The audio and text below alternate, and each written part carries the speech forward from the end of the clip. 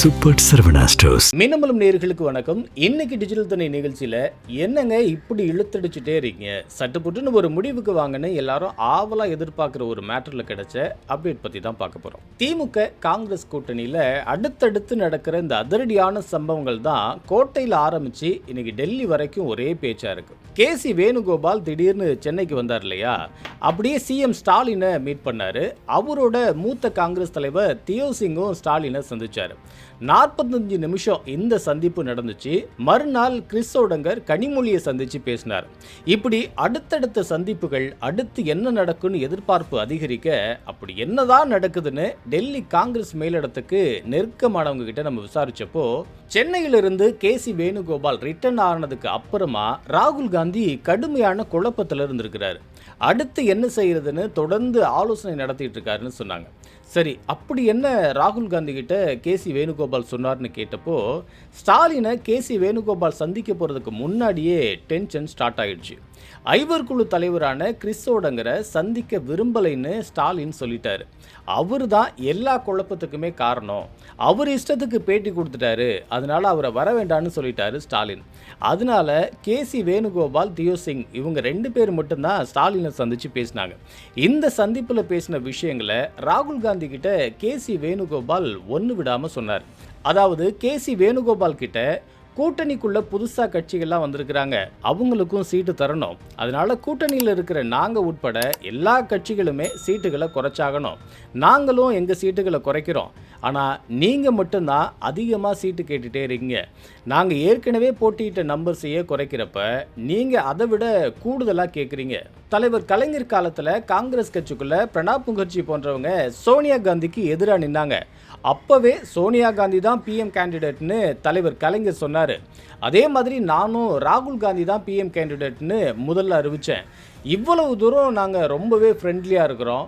நான் ஒரு முதலமைச்சர், கட்சி தலைவர், தமிழ்நாட்டு மக்கள் கூட்டணி ஆட்சியை ஏற்க மாட்டாங்கன்னு ரொம்ப வெளிப்படையாகவே சொல்கிறேன்.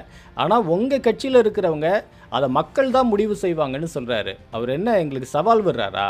அப்படி பேசினவரை நீங்கள் கண்டிக்கவும் இல்லை, ஆக்ஷன் எடுக்கவும் இல்லை. அப்படின்னா நீங்கள் சொல்லி தான் அவர் இப்படி பேசுகிறாரா? எங்கள் ஆளுங்களையும் நாங்கள் பேச சொன்னால் என்ன ஆகும்?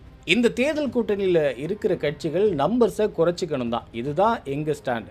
இதை அக்செப்ட் பண்ணிக்கிட்டா கூட்டணியில் இருக்கலாம், இல்லைனா நீங்கள் கூட்டணியை விட்டு போகிறதுனா போகலாம். இதை உங்களோட ஹை கமாண்ட்டையும் சொல்லிடுங்க அப்படின்னு ரொம்ப கடுமையாகவே ஸ்டாலின் சொல்லி அனுப்பிட்டார். இதை தான் ராகுல் காந்தி கிட்ட ஒன்று விடாமல் அப்படியே கேசி வேணுகோபால் சொன்னார். அதனால தான் ராகுல் காந்தி கடுமையான குழப்பத்தில் அடுத்து என்ன செய்யலாம்னு சீரியஸாக டிஸ்கஷன் நடத்திட்டு இருக்காருன்னு சொல்கிறாங்க. சரி, ஸ்டாலின் இவ்வளவு காட்டமாக சொல்கிறதுக்கு காரணம் இருக்கணுமே, எதனால இப்படி காட்டமாக சொல்கிறாருன்னு இதை பற்றி ஸ்டாலினுக்கு நெருக்கமானவங்கள்ட்ட நம்ம பேசினப்போ, சோனியா, கார்கே எல்லாமே திமுக கூட்டணியில் தான் இருக்கணும் அப்படின்னு ராகுலுக்கு ப்ரெஷர் கொடுக்குறாங்க. ஆனால் காங்கிரஸை கூட்டணியில் சேர்த்துடவே கூடாதுன்னு விஜய்க்கு பாஜக நெருக்கடி கொடுக்குது. காங்கிரஸை கூட்டணியில் சேர்த்துக்கிட்டா கரூர் சம்பவம், ஜனநாயகன் படம்னு எல்லா பிரச்சனையும் ரொம்ப சீரியஸ் ஆகிடும்.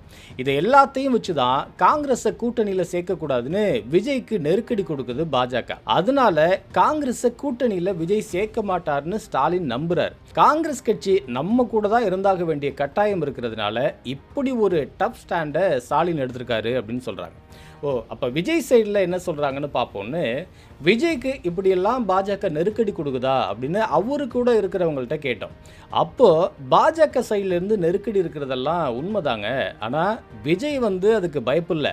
எங்கள் கூட்டணியில் காங்கிரஸுக்கு எந்தெந்த தொகுதிகள் ஒதுக்க போகிறோம் அப்படிங்கிற வரைக்கும் லிஸ்டெல்லாம் ரெடி பண்ணிட்டோம், அதை ராகுல் காந்திக்கும் அனுப்பி வச்சுருக்கோம் அப்படின்னு சொன்னாங்க. சரி, கிறிஸ் ஓடங்கர் கனிமொழியை சந்தித்து பேசினாரே என்னவா அப்படின்னு அதை விசாரித்ததில், ஸ்டாலின் அப்பாயின்மெண்ட் தராததுனால கனிமொழியை சந்தித்து பேச கிறிஸ் ஓடங்கர் அப்பாயின்மெண்ட் கேட்டிருந்தாரு. கனிமொழியும் ஸ்டாலின் கிட்ட இதை பற்றி சொன்னாங்க. அப்போ சரி, அவரை வர சொல்லி பேசுங்க அப்படின்னு ஸ்டாலின் சொன்னார். இதுக்கப்புறமா சிஐடி காலனி வீட்டில் கனிமொழியை கிறிஸ் ஓடங்கர் சந்தித்தார். தொகுதிகள் நம்பர்ஸை பற்றி தான் கிறிஸ் ஓடங்கர் அதிகமாக பேசினார். கனிமொழியோ ஸ்டாலின் ஒரு முடிவு எடுத்திருக்கிறாரு, நம்பர்ஸை பற்றி நான் சொல்ல முடியாது. ஒருவேளை டெல்லியிலேருந்து ராகுல் காந்தி எல்லாம் பேசினா நம்பர்ஸ் அதிகப்படுத்துறதுக்கு சான்ஸ் இருக்குது அப்படின்னு சொல்லியிருக்கிறாங்க.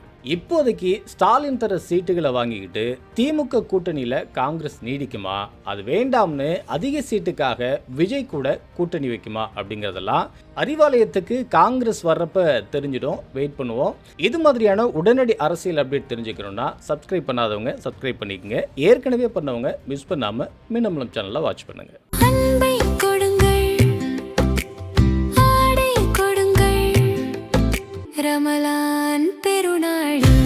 Super Saravana stores. மின்னம்பலம்.com தமிழின் முதல் மொபைல் பத்திரிகை.